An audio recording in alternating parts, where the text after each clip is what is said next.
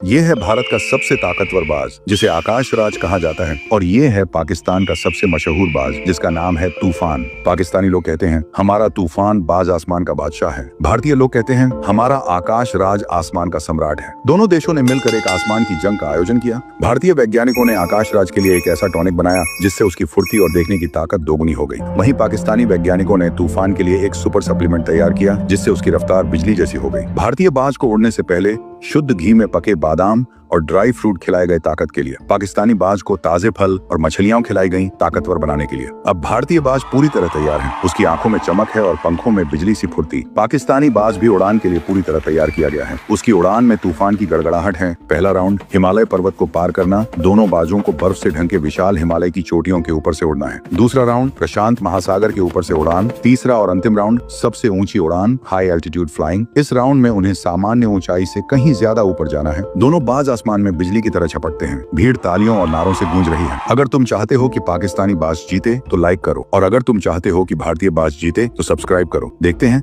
आसमान का असली राजा कौन बनता है।